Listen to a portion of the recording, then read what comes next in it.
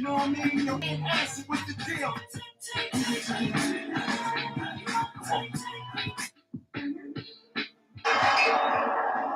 Are you not entertained? Are you not entertained? Is this not why you are here?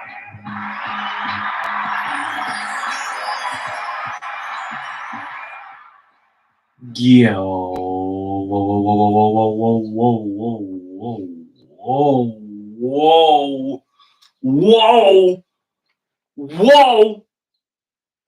We here. Should we start the show with a moment of silence?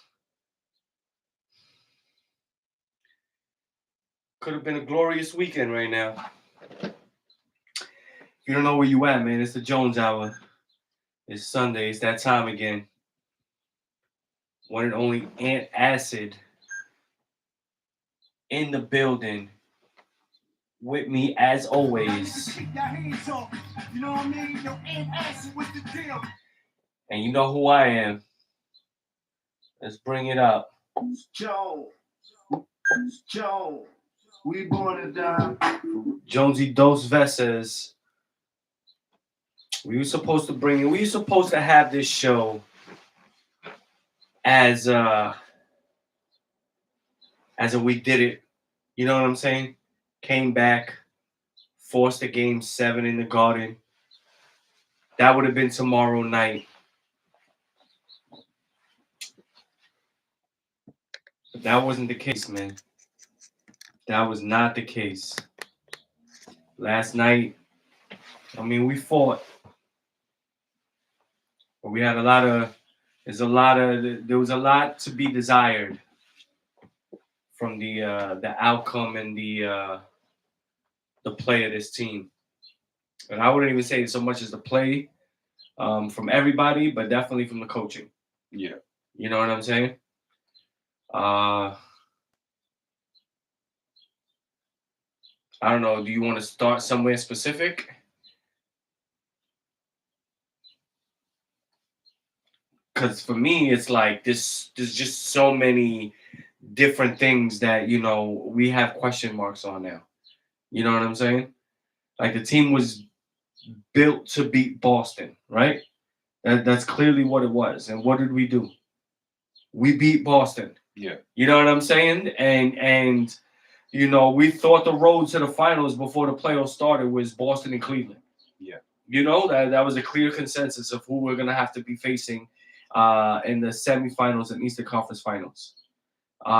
We handled business against Boston, regardless of their injury. With Tatum even playing in the series, we still would have been up 3-1. Yeah. You know what I'm saying? So take that how you want to take it. But you know, to go against Indiana, especially with the history that we have against this team, you know, from the 90s, you know, we owed them. We owed them an ass whipping. Yeah. You know, it wasn't even just the 90s. You know, we played against them again with Melo too. You know, when Roy Hibbert blocked Melo on the baseline. You know what I mean?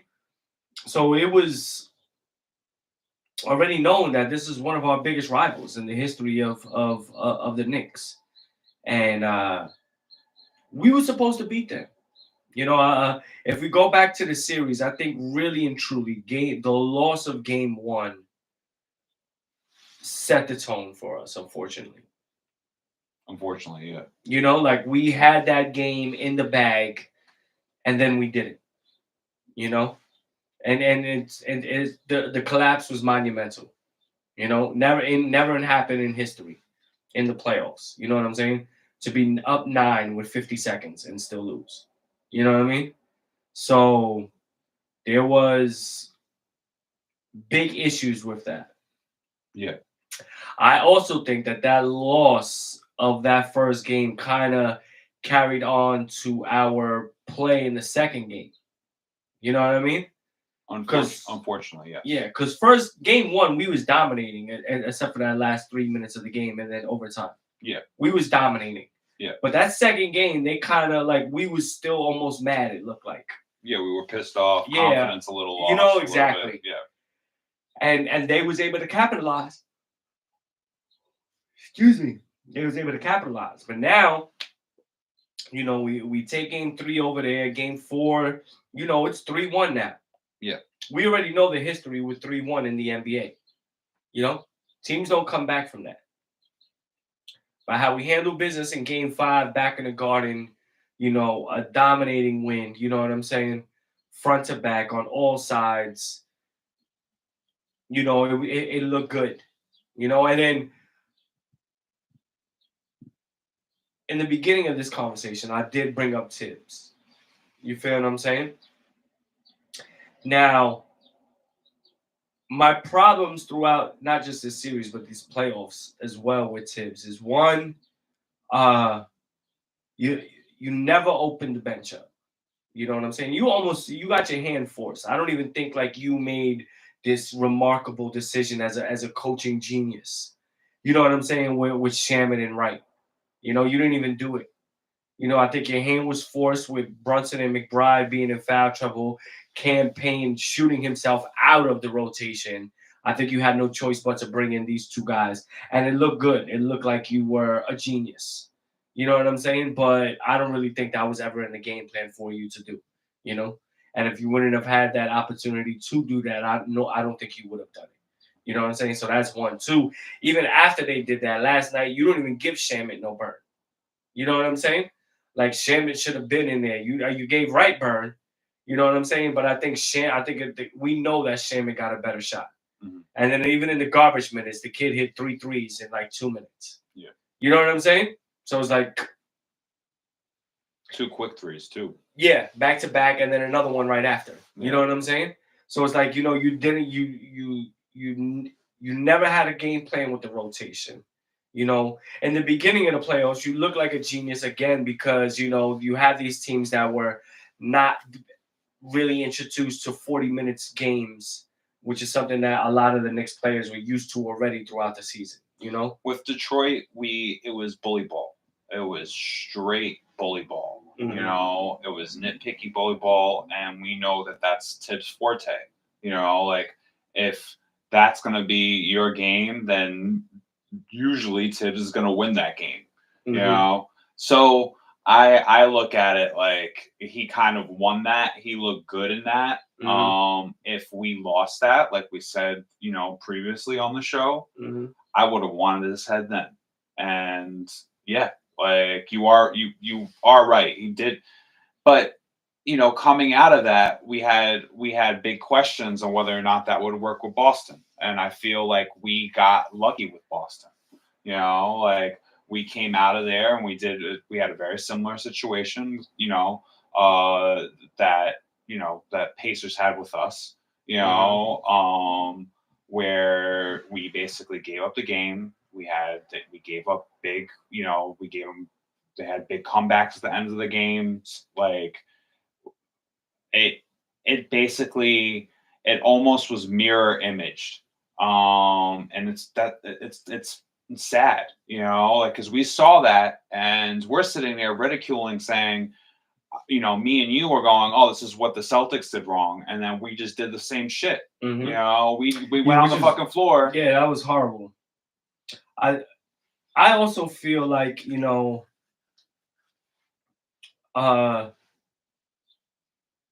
with Detroit was the bully ball and everything like that, but Tibbs is defensive minded. Yeah. You know what I'm saying? Even especially last night, we seen it. Like, even Van Gundy was saying it, right? It's like, where's the defensive adjustments? Yes, right? Absolutely. Yeah. So it's like when you're not adjusting and you're supposed to be the defensive mind, then it's like, again, this is where I have the problem. Yeah. You know,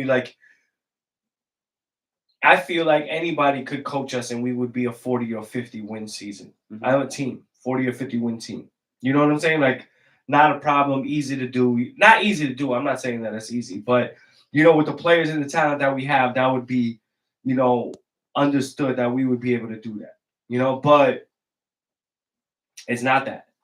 We went literally 6 games in, and we still didn't realize that they were trying to LeBron Miami Heat us, you know, and like and they're not that good of a team to be doing that in the fucking first place. And if you Who, can't Indiana? adjust, what Who, Indiana? Indiana, Yeah.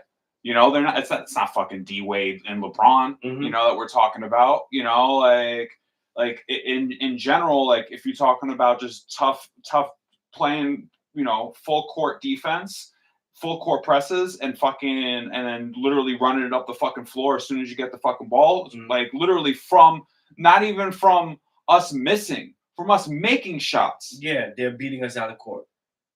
This happened like I feel like 4 or 5 times last night. Yeah, Like, and again, like no adjustments on the defense, no adjustments. Like their full court pressing on defense forced us to rush our offense. You know what I'm saying? In turn to then play their style of game. yes. You know what I'm saying? Because even after main baskets, they're running. Yeah. Miss, they're running. Yeah. You know what I'm saying? And we was never given really a true chance to slow the game down, to try to play our half court, grind it out, things like that. You know what I mean? Like Brunson had a good game, but only like 19 points, I believe it was. Yeah. Like nowhere near what he was expected to do. Mitch was the best player yesterday by clear. Absolutely. He was the best player on. He was like the only one that understood the urgency of what it was and was on it, you know, right from the gate. Off the tip, like immediately. Like after what was it? He had 5 offensive rebounds in the first quarter type shit. He had 5 boards, all offensive rebounds in the fucking first quarter. Yeah. You know, and I don't know how many points. It doesn't even fucking matter. Yeah, like, no, he had a couple alleys. He had 2 alleys, and he had a tip-in. Yeah. You know? Putback. So, like, I mean, the dude, like, I looked at it, like, and that got me hyped. Like, it's like, oh, word, like, we're going to start the game and fucking start feeding Mitch immediately. Mm-hmm. Let's fucking do it. You know? And then I felt like Cat ends up disappearing. Okay? This is at least my internal narrative. Okay? They're stressing that Cat's disappearing. So then they go force the ball through Cat. Okay? Mm-hmm. Then Brunson comes out of the equation entirely because then it's just pass it to fucking Cat. Cat's terrible at passing the ball out somehow. Yeah. You know? The dude is definitely not Jokic when it comes down to it. Like, dude's sitting there barreling down and just barreling it in and throwing it up and hoping that fucking we're just gonna hope that Mitch is gonna get the fucking offensive board and it's gonna rock. I think he was doing that in hopes to get the foul call. You know what I'm saying? But he wasn't getting them. You know what I'm saying? And at the end of the day, you're the away team. You know you're not gonna get certain calls like that, especially when you're driving all erratically through 2 and 3 defenders. You know what I'm saying? I think they played it. They defensively played it smarter when you are exploiting him and exploiting his exploits. So when you know what he's doing to fuck up the, you know what I mean, to draw the foul, then you can literally pull back when you know he's gonna do it, let him fucking do it, and then like frame it to the goddamn refs, and it's like, yo, bro, like, yeah, you gotta stop fucking hooking. You know, like you've been hooking this whole fucking series, and you've been fucking getting away with it. He literally had like 3 low blows last night. Yeah, with the drive into the lane with the lean. Yeah, don't. He had 3 low blows. Mm-hmm. Yeah, but I mean, and he slapped somebody. Mm-hmm. I think he slapped somebody and 3 low blows last night. But what you saying that is like, you know, and this is where now we start coming up with question marks. You know what I'm saying? Because, you know, Brunson, contrary to what the narratives was before him winning this clutch player of the year and performing the way he did in these playoffs, I think it's clear that he's at that superstar level. You know what I'm saying? All NBA, second team, like he's there. Absolutely. You know what I'm saying? He's already set like a bunch of accolades. He just he needs the chip to cement that shit. Exactly. And the $100 million pay cut. You know what I'm saying? So I think it's understood and where he stands and whatnot. Cat, all his numbers did improve coming here. You know what I'm saying? Like, this is a career year for him at the age that he's in. He's probably never had this type of scoring or rebounding ever numbers prior to this, you know? But the problem is that last night when Brunson was off, you know what I'm saying? You wasn't there to pick up that slack. Absolutely. And I look at it like, why coaching wise, Mhm. why are we playing Cat off ball for the first two series and then this series playing on ball? And I understand that we're looking at it like they got no one to D him, like there's no Mhm. one as big as Cat on their team, Mhm. so they're looking at it like big body, he's just going to barrel his way in, that type of shit, is going to bully ball it, Mhm. but in reality, we already know Cat's fucking hottest shot is 3 feet behind the goddamn 3-point line. Mhm. Let that man fucking sit at the goddamn top, especially if you're gonna play a rotation where Mitch is the fucking goddamn like center Mhm. and he's the power forward, bro. Yeah, well, I mean, You have Miles Turner catting us. Like last night, Miles Turner was hitting cat shots on us. He hit 3 or 4 fucking deep, like right up on the top of the fucking 3-point line threes. That's Yeah. cat shot. Uh-huh. Yeah, but the thing is that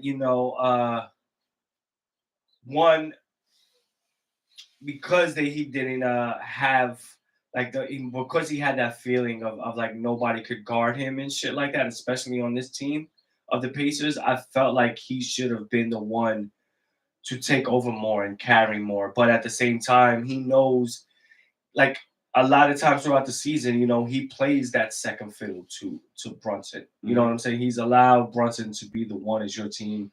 I'm just here. I'm in the background. But we needed you to be a little bit more than that. I think, especially when Brunson didn't got it. You know what I'm saying? When Tatum and Brown don't got it, one could carry the other. You know what I'm saying? And a lot of the other teams that got like 2 top-notch players on it. You know what I'm saying? Where they can rely on one or the other. But you're not able to do that. Plus, the foul trouble with Cat was real big. Yeah. You know what I'm saying? I don't think he's had one game the whole playoffs that he didn't have at least 4 fouls. Dumb fouls. It's dumb. Dumb fouls. Mm-hmm. Like really immature dumb fouls. And that's why I brought up the hooking earlier.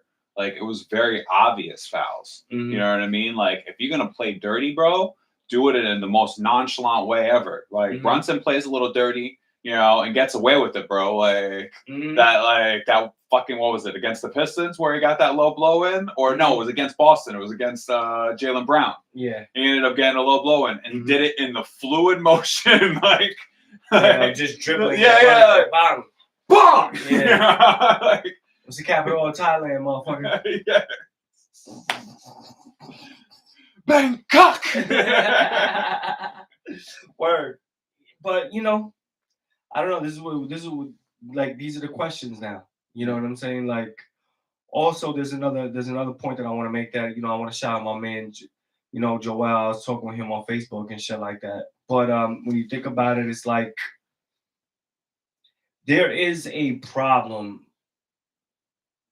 with Cat and Jalen Brunson being your top offensive players in your starting lineup, but also being your biggest liabilities on defense in your starting lineup as well.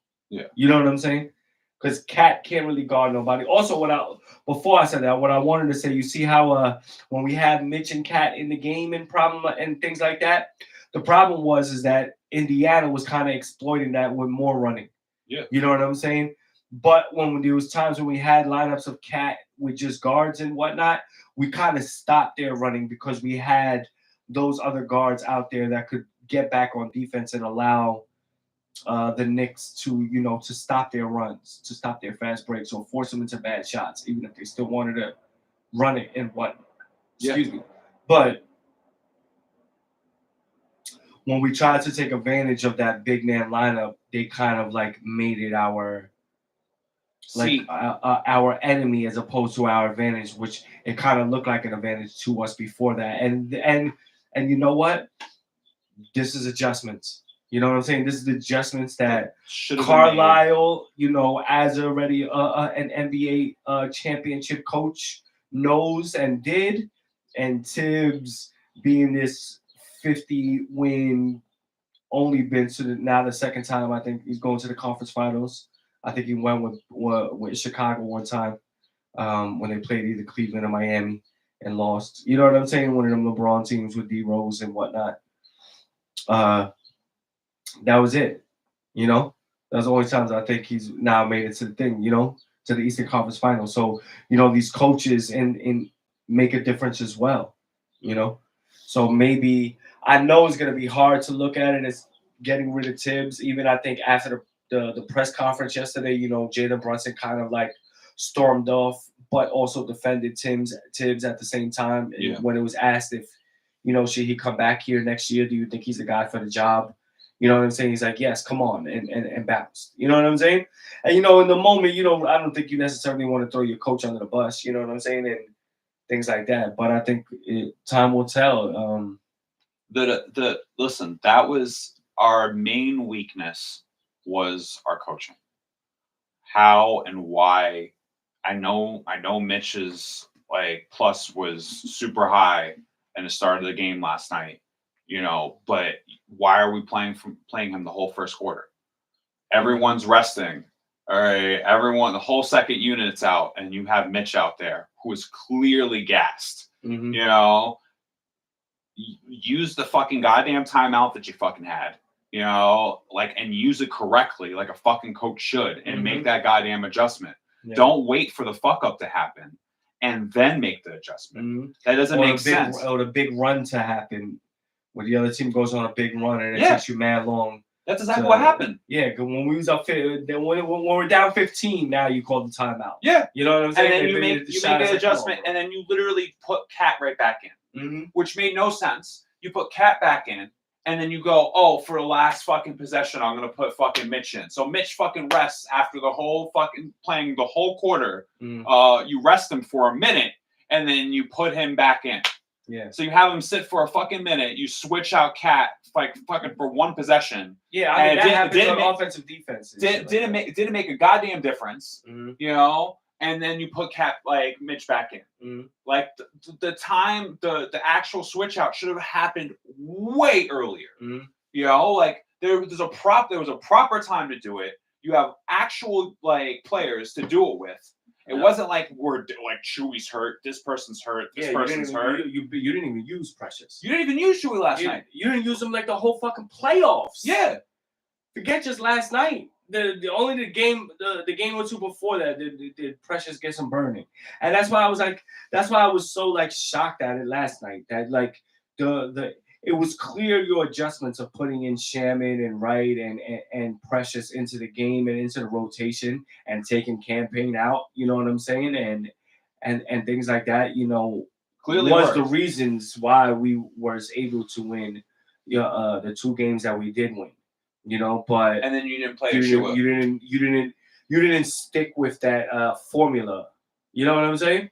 And that's why I feel like, he has no game plan and he only tries to like live in the moment. You know what I'm saying? As opposed to, knowing what's going on and then possibly having a game plan for it. You know what I'm saying? Like we're playing them. The game plan itself is a facade. Yeah, like because it's like you're playing the team multiple times. It's not like it's football. You get 1 week to prepare and then that's it. Whenever that Sunday, it's over. It's like Saturday is over. It's like an episode. He plays basketball like an episode of like Seinfeld, where like the writing for Seinfeld, there's no actual. It's just like they have a game plan, and then it's just like go with the fucking flow. You know how it's gonna start and how it's going to end. That's the only difference. You don't know how it's gonna fucking end. Facts. But in general, like he usually starts well. That's the thing. Like we usually start well, and we started well. We had great first halves this whole series. Yeah, that was the other part. Like we was winning first quarters, winning first halves. You know what I'm saying? But in reality, that's a player thing. That's a flow of player thing. Players making their shots, players making the right moves. You know what I mean? Like shit going in. But at the end of the game, that's a coaching thing. Yeah, coaches lose you games, and I think that was the case. So I think that's the reason why that's the narrative. That's the reason why that's the fucking question right now. That's the reason why the fucking articles on CBS, the article on fucking NBC, the article on everywhere is, whether or not the Knicks are going to keep Tom Thibodeau. Mm-hmm. That's the question. And it's rightful, and it's a good question to make. You know what I'm saying? Because like I just said a little while ago, like without Tibbs, this is pretty much a 40 to 50 win team. You know what I'm saying?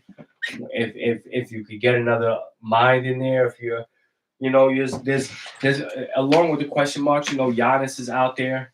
I know we don't got the draft picks, but we might have the players that we could actually move. A Cat and OG, even though I'd rather keep OG and Brunson, but that was another thing. Like we got OG, we got Bridges. I throughout these entire playoffs, I have no problems with how Brunson and really Cat performed.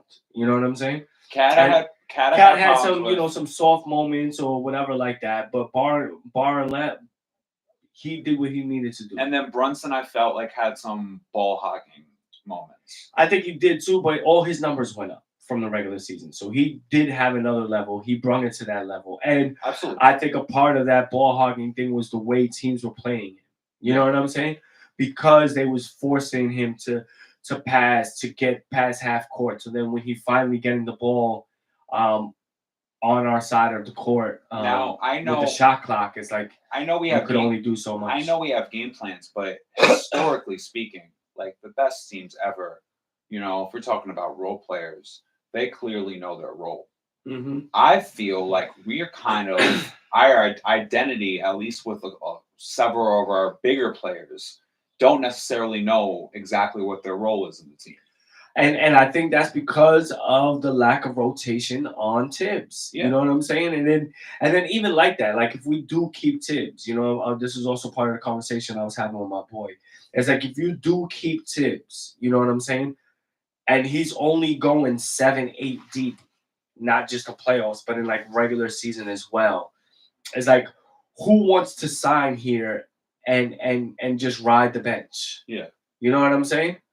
Like, I think a player like Achua came back thinking he was going to be still in the rotation and everything like that, especially, after coming off of what he did last year with us with, filling in with injuries and whatnot. I thought he realized he was going to have a prominent role in the rotation, especially with the big men. I mean, I didn't really get that. I think the memo was sent though when we kept him, when we took so long to re-sign him. No, I don't think so. I don't think he was necessarily like the priority. No, of course he wasn't the priority but we made the big trade. You know what I'm saying? So I think after we made the big trade, not being able to sign Hartenstein, we had to do these pivots and moves and always felt that we had him in our back pocket. You know what I'm saying? Because if he really wanted to go somewhere at the same time, I'm pretty sure he could have signed for less money or went somewhere or whatever it was. You know what I'm saying? Through his agent, right? Yeah.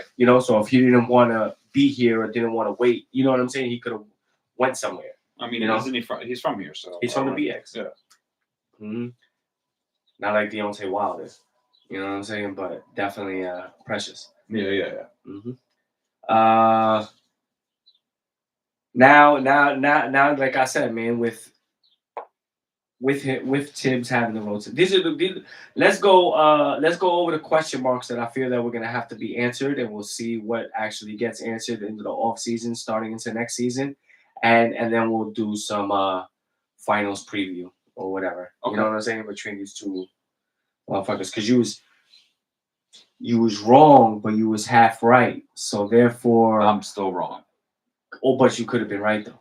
You could have been right. You know what I'm saying? I just wanted to let you know that. You know what I'm saying? Yeah, I could have been, but I'm wrong. But you're not. Yeah, I got you. You're kind of right though.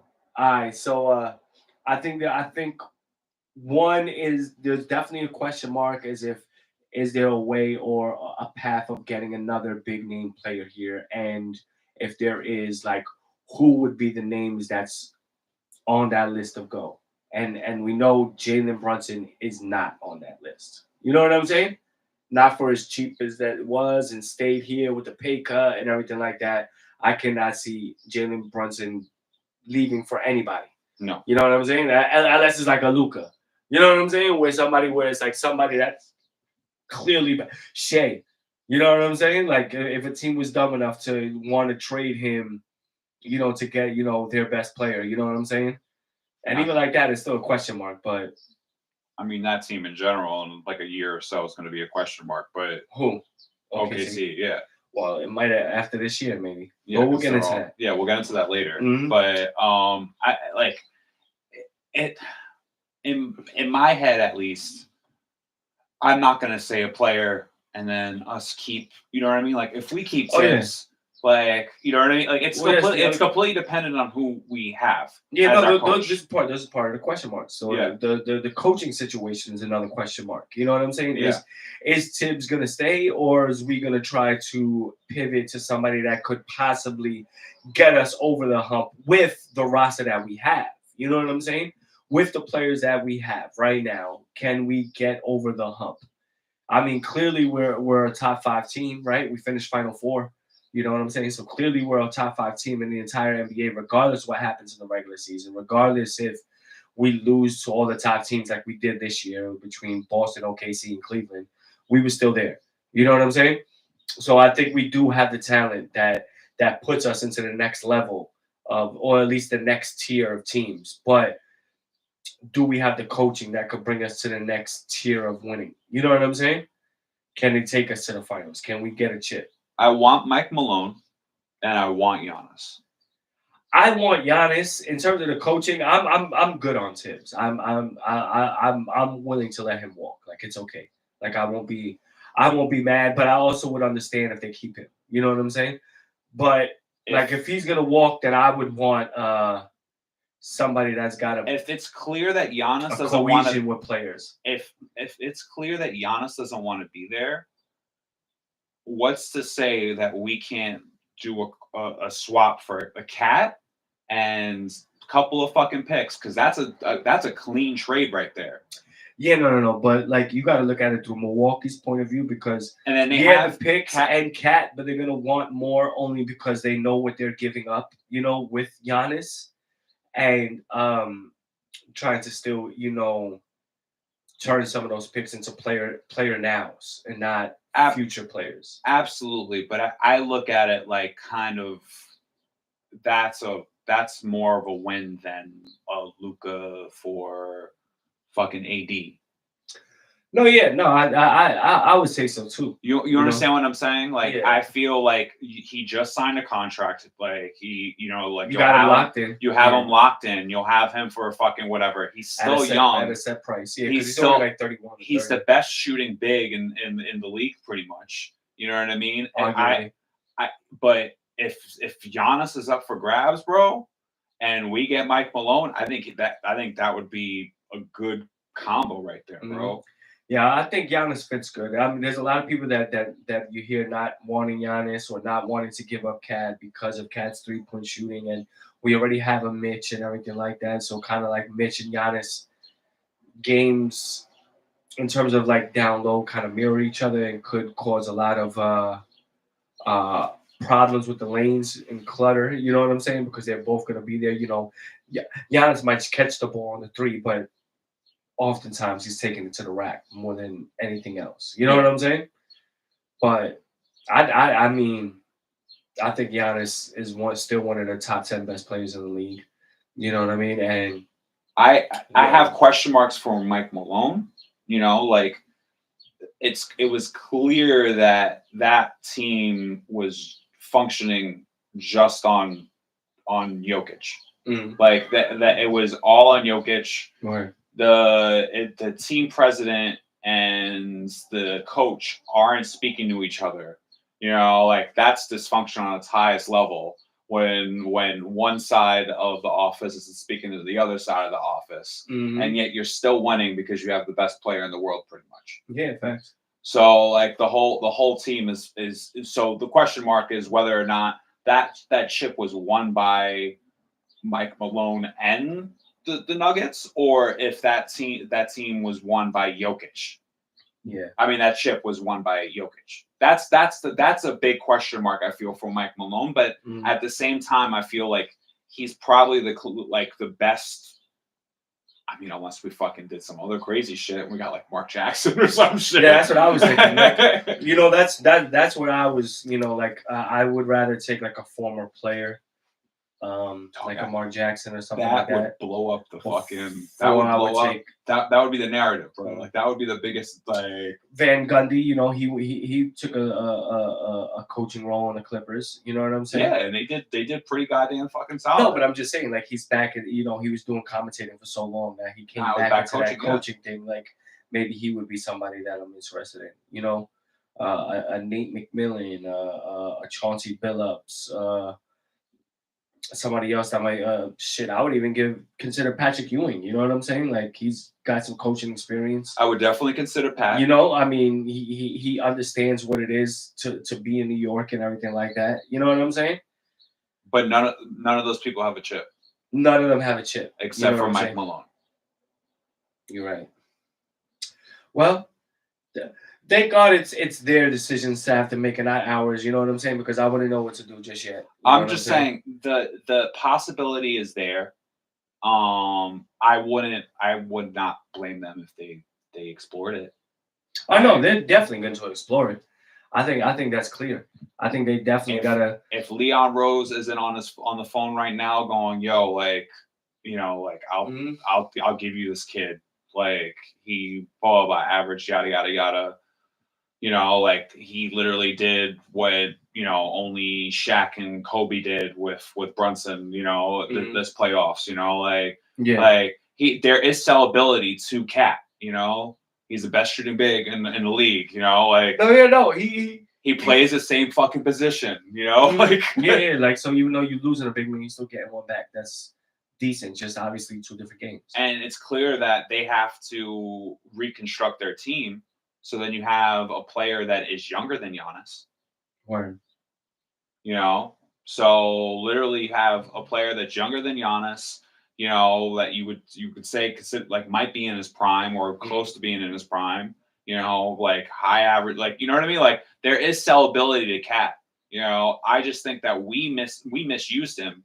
And if you could give me Giannis, I'm fucking taking Giannis, bro. That's what I'm saying. My pops was against the Giannis move. Shout out to him. But now we actually got sellable parts. It's everyone. Listen, we have a stigma. We have built up Carmelo Anthony like literally like PTSD. You know what I mean? Like we're sitting there going like, oh no, don't make that big trade, bro. Like don't make that big trade. You know, like we're gonna have to give up the whole goddamn team for that trade. You know, like. Yeah, no, I mean, obviously it has to make sense, though. It only has to make sense, though. We can't be giving up mad draft picks and players and all of this other shit just to get Giannis and then have nobody to put around him. You know what I'm saying? Yeah, wouldn't make that. No, that's not the move. You know what I'm saying? There's got to be out of the rotation that you have. There's 1 or 2 that's got to be expendable. You know what I'm saying? Cat obviously being one of them if you're gonna get Giannis because of the size. Position. It fits like that. You know what I'm saying? But it's purely on positioning. Or you see, the problem is I don't want either of them. If you give up Bridges, then you basically give up 5 draft picks for nothing. But I don't want either of them. If you give up OG, then you basically made him the highest paid Nick just to trade him. It would have to literally be, like I said, it would have to be like an AD, like Luka type trade, like a straight up. But I don't think Milwaukee would consider that a straight up even fair deal. You know what I'm saying? Even if we threw in a couple of draft picks and some maybe a G League player or 2. You know what I mean? They're gonna need it. You're gonna need I think you might have to consider more the young boys like the McBride, like a Kolick. You know what I'm saying? Those type of players that that we're not really using. I mean, we use McBride, but we're not really using Kolick. You know what I'm saying? So. Those could be the type of youth that you're trying to move as opposed to giving up draft picks that you don't really got. You know what I'm saying? I like them though. I like Kolick. No, I do too, but Kolick or Giannis. Yeah. What do you want to do with it? Little John Stockton. Yeah. I like the yeah. All right. Well, now let's go over. Finals is set. OKC versus Indiana. Real fucking shitty. Yeah, what a boo boo. Yeah, fucking. I know. Fucking NBA is mad that these are the two teams. That made Yeah, it. no matter what, we're gonna sound like haters with this, but in reality, let's be real. Like, Yeah, Knicks would have been better. yeah, like Mhm. don't act like you don't feel the same way. You Mhm. know, Well, and like I said, like Indiana, like the Pacer fans, bro, are like Bass Pro Shop dudes. You know. And so are OKC fans. So it's literally the battle of the Bass Pro Shop dudes in my head. You know, like mhm. it's just the battle of like the fishermen versus the golfers, or the golfers versus the fishermen. You know, Yeah. Nah, I think I think OKC wins in 5. I think it's clear domination. I think we would have been a better lineup against OKC than I mean, that's part because we know fucking Hartenstein. You know what I'm saying? Even though he knows a lot of us, you know what I'm saying? We know probably through practices or whatnot what is some of his flaws or you know rotations in situations where he has problems and whatnot. You know, even though Shea been dropping 30 a game, so is Brunson. You know what I'm saying? So you got to feel like they probably cancel each other out. You know what I'm saying? Mhm. So it would have been nice, and you would have definitely had your Amstradamus with that one. You know, we would have had to clip that, frame it. You know what I'm saying? Yeah. Shit would have been a QR code. You know what I'm saying on the wall. Like scan that QR code and fucking Amstradamus strikes again. You know what I'm saying? That would have been funny. It would have been fire. You know, so like, it is what it is. But I mean, and you know, I still got to give, I guess, Indiana they props as an analyst. You know what I'm saying? Yeah. Not something obviously I want to do as a Knicks fan. You know what I'm saying? But they handle business, man. That first game they stole, second game set the tone. Leaving Indiana really put them in a dominant position. 3-1. You know, thank God we didn't lose in the Garden in Game 5. You know what I'm saying? My props go out to Coach Carlisle. Yeah. No, Thibodeau definitely got out coached this series, and I think that's probably the main reason why we lost. You know what I'm saying? Carlisle had adjustments game to game, you know what I'm saying, in terms of wins and losses and whatnot, you know, and did that throughout the playoffs where every time they lost a game, they never lost again after, you know, never lost 2 in a row. You know what I'm saying? That's why it's going to be an interesting series against the Thunder. Three things. All right. I will only name 3 things that I like from the Pacers. Okay. I already named 1. Okay. Carlisle. Okay. Okay. Second, Naismith. All right. Yeah, he was big. He won them the game 1. Even though Nembhard was killing fucking Brunson yesterday with all his fouls, like none called. Yeah. But like if you're watching the flow of the game, the way he's pushing him and everything like that, it was like what the fuck, bro? It was on the shutdown. Yeah, but like how are you allowing that? You know what I'm saying? He's our best player. He's getting fucking manhandled, and you're acting like it's good defense. No, it's fouls. Yeah, it's fouls, off ball fouls, loose ball fouls. Like blow the fucking whistle. I don't care that we're Indiana. Yeah. Fucking bullshit. Yeah, my bad. Naismith. Mm-hmm. Okay. One of them. They're good young players. Not even. But won them game 1. Mm-hmm. All right. And then Obi Toppin. Obi was a big loss for us, man. And I think and a lot of times in the play of that series, like he took that shit personal. You know what I'm saying? Absolutely. That shit was definitely personal to win this. You know what I'm saying? I mean, there wasn't a part about him that wanted to leave. And obviously he's a good player because look at what he's been able to do and, you know, find his role in this team. Love, hate. Like even at once a Knick, always a Knick, bro. I think it was that first game where, you know, Obi checked in after not really, you know, when we had this lead and they took Turner out. And they put Obi in, and like his speed and athleticism was just problems for us. He got N1s and offensive rebounds and putbacks and all of these things. You know what I'm saying? Defensive boards, you know, that we was just not equipped to deal with. You know what I'm saying? So I'm happy for Obi. Plus he's another, you know, New York person. You know what I mean? We always got to show love to New Yorkers and not just New York players. I got your jersey, bro. You know? Yeah. So like it's one of those things like when you're one of my favorites, you know, I'm gonna try to get that jersey or ask for that jersey. I'm around with you. Yeah. So like I feel like that's my three liking points to the team. I felt like they outcoached us, bro, Mhm. and that's ultimately what happened. We got And outcoached. and at times out hustled Yes, with that running back and forth and beating us out of court and all of that shit. absolutely. So they deserved it. I don't know if the better team won. They have a But crazy they amount of definitely depth, deserved it. but I don't feel like we actually use the depth that we had. I agree. You know, Mhm. like it's do or die.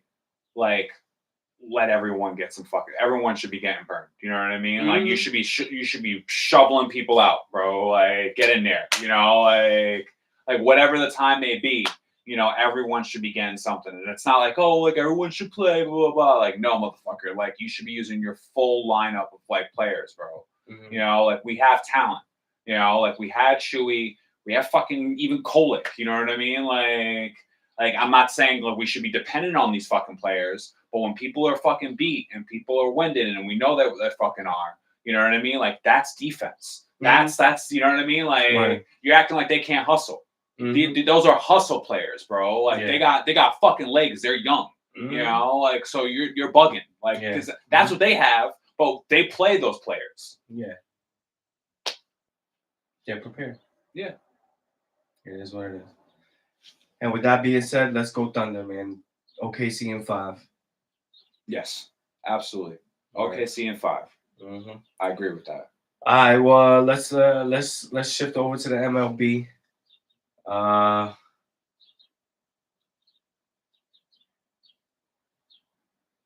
Yankees are getting smacked by the Dodgers.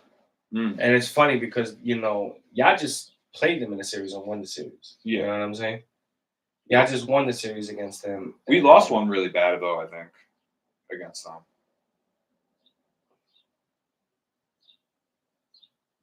But keep going.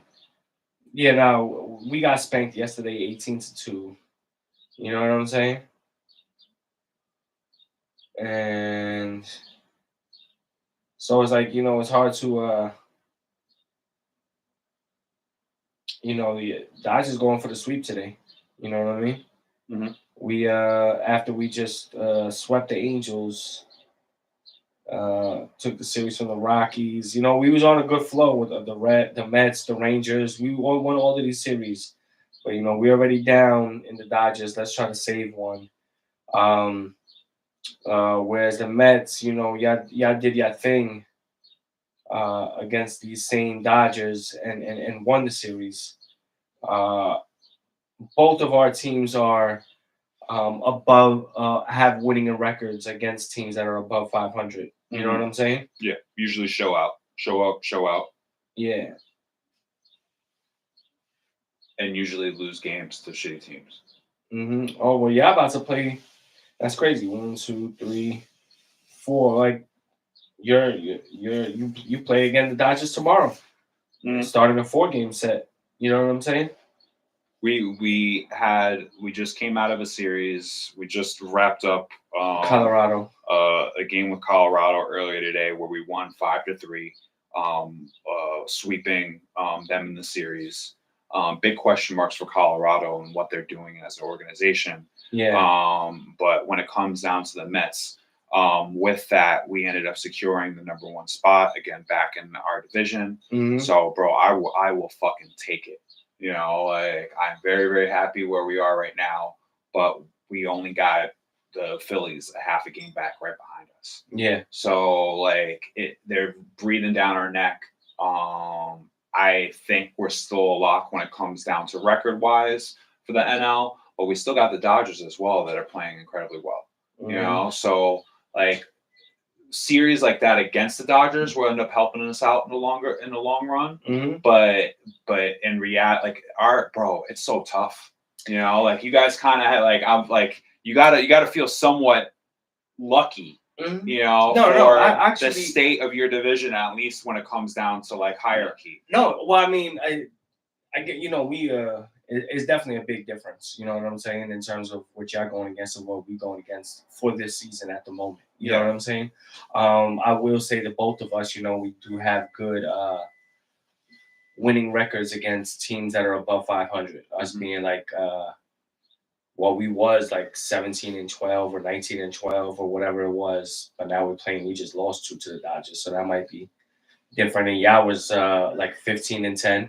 You know what I'm saying? So we're two of the 2 top teams, respectfully. You know, with winning records against teams that are above 500. Also, to be at like whatever the 50 or 60 game mark, and already have played half our games against, you know, teams that are in this upper echelon of baseball. You know, it shows how good we are, how competitive we are, but it's also going to show, hopefully, that, you know, eventually we're going to run into some of these whacker teams like the Colorados, the Washingtons. You know what I'm saying? Your Oaklands. You know, these teams that are at the bottom that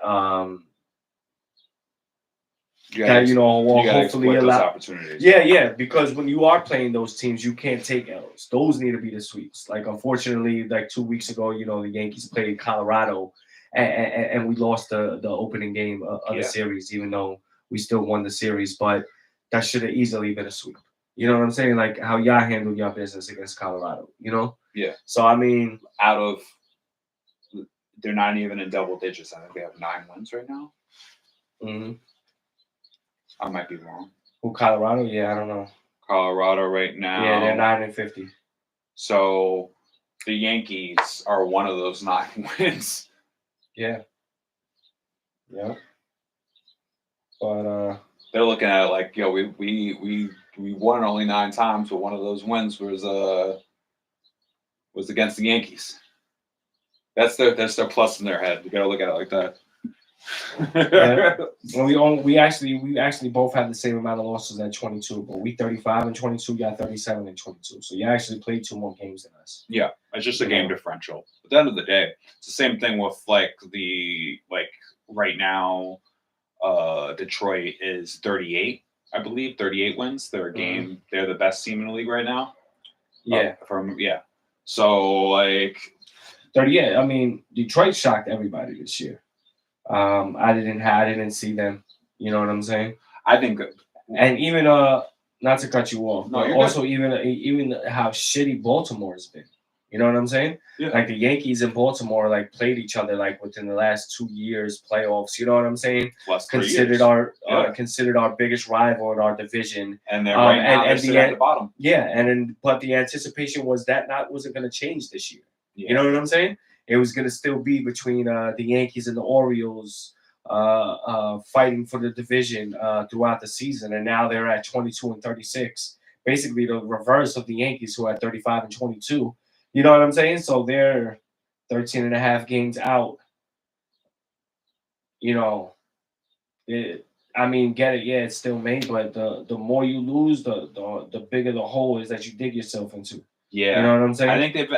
I don't watch much, but it's not like I stay up to date on Orioles baseball. But from what I've been seeing though, like fan base wise, they're very fucking distraught. I think there's a lot of injuries going on in their team. Yeah, they just kind of look like they're deflating. But yet again, like it's baseball, bro. Mm-hmm. You know, like season is too long. We've seen get hot, bro. We've seen easily things like this happen for a whole month. You know, the Braves are the kings of this. Yeah, I know. That's why you can't even come back. You know what I mean? Acuna comes back and literally from injury, the first pitch he sees goes yard. Yeah. You know what I'm saying? So it's like they got talent. Yeah, they got talent. They're like, we're 10 games out. There's how many games left? There's 40 games left. No, there's 120 right now. No, I know, but I'm saying like situationally, like they've done that before, where they've been 10 games out and like have like closed that gap. You know, quick playing the Mets back-to-back series and shit like that. That's what helps. Like, yeah, we played them 6 games. We went 5-1, spanked the Mets. Like, fucked. Like, damn, bro. You know what I mean? But don't even. I'm not gonna do it, man. But it's early. We see what's gonna happen. That's the quick New York baseball report. Shout out to my homie at my job.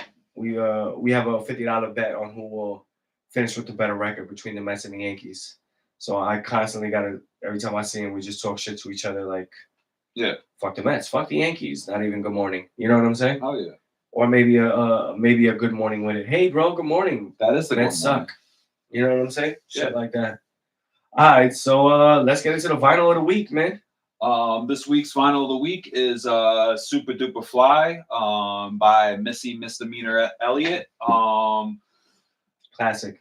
One of her premiere album, a classic album in its own right. I would say it's a top 20, top 50 hip hop album release.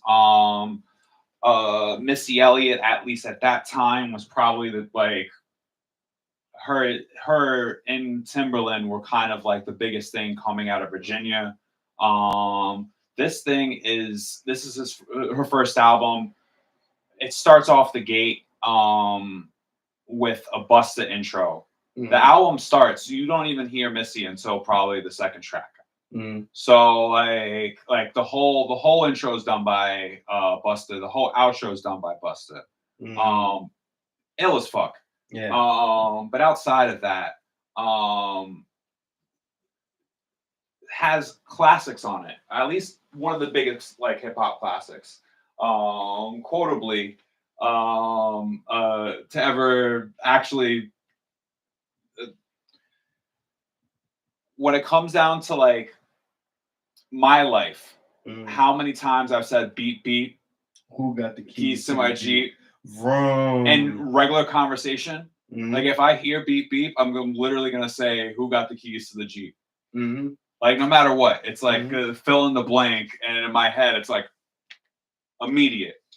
I can name that in one tune. Yeah, exactly. Like, you're like, oh, I know that song. Missy. Yeah, absolutely.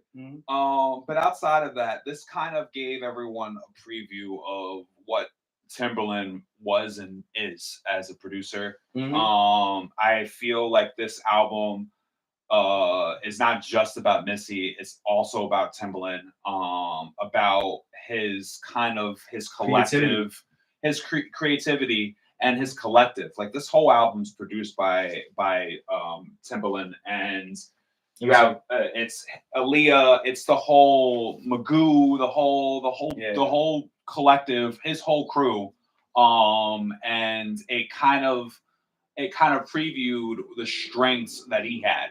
You have little things that you don't necessarily expect. Great back samples where you just hear some shit and you're like, did he just fucking put that in there? I have no idea that he put that in there. And it's the dumbest shit. You know, it's like someone in the back, you know, like it's a dumb shit.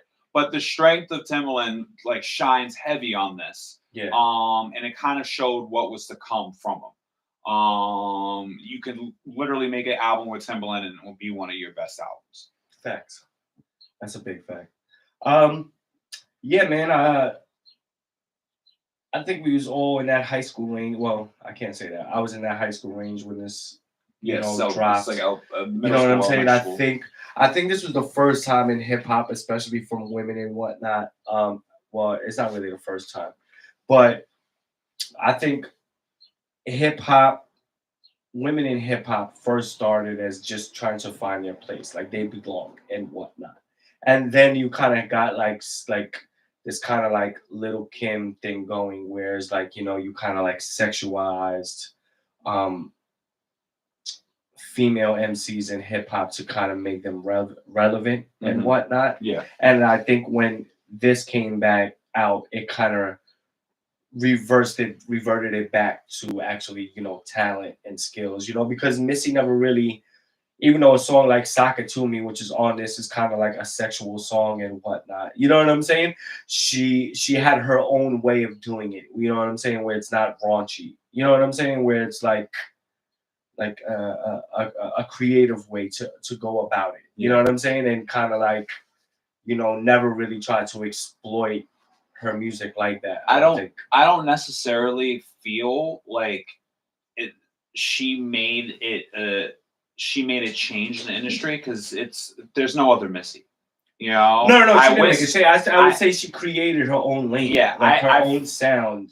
Definitely. And I feel without no going that way. Yeah. Without bringing like the sexuality. Absolutely. Absolutely. And it made her skill show more than like her selling her body over Mhm. that. You are right. I think that we were kind of put in a spot, and shout out to Little Kim, because you cannot like say that Yeah. Little Kim is fucking shitty in any way. No, like, of course not. Hell no. That's the and truth. but we were put in a part in an industry where that's what was expected from a female rapper, Mhm. where like sexualized rap in general was expected from a like female rapper. Mhm. And then that's what was, because it was expected, that's what was wanted. And when she came out, it was like that was not the fucking case. You know, like she comes out, Mhm. she has a goddamn like Trash bag. Yeah. trash bag as a, Mhm. you know, as the outfit, Mhm. and like it, people are still rocking with it. Mhm. You know, like you can't hate on confidence. You know, and it's like really one of those things that like when you're I mean, look at that album cover. The way she said it. That's confidence, right? that's there. confidence right there. Mhm. You know, and like that's real Missy. You know, like so like I look at it like, you know, like confident wise, and outside of that, like just show like female MC wise that they can actually hold down an album. This album itself, from the first to the like from the front to the first track to the last track, Mhm. this is a listen toable, completely non-skippable album. Mhm. You know, you do have your Right. slow tracks, but those slow tracks are Aaliyah tracks. Yeah. How do you not want to let, like, even if you're the toughest dude on the planet, how are you gonna hate on a slow Aaliyah track? Yeah. It don't make no sense. You know, makes Yeah, no yeah. sense. So like the supplement is that, you know, when you have that as your soft supplement, and on the outside of that you have Little Kim, the Brat, like Mhm. every other female MC at that time is probably on this album. You know, Right. like there's a lot of female MCs on this album, Yeah. Yeah. No. and we would think, you would think that like female rapper not going to be working with other female rappers, like, you know, like she kind of broke a lot of stigmas. She didn't go in the lane anyone could actually predict. Mhm. But yeah, just fucking legendary. This album's legendary. Missy's legendary. Shout outs to Missy. I hope Mhm. your health is good. I hope everything's good. But yeah, fucking super duper fly, bro. Fire with that one, and a good choice, might I add. There you go. You know what I mean? There you go. All right, man. Another one in the books. My guy. And Acid, my brother. Appreciate you, baby. Everybody that joined in, watching, or you know, that's always been fucking with us and whatnot. We appreciate you for everything that you've done for us, you know, and just being the reason why we keep doing it. You know what I'm saying? Because we just love this shit. You know what I mean? So today was a little too important, especially with the finals and shit like Yeah, that. yeah. We needed to do this. Yeah, we Like, needed to do it. Be on the lookout. We'll, you know, life things be happening for me, so We'll we keep might everyone miss some updated. weeks, but we still be back, you know. So you already know. But you already.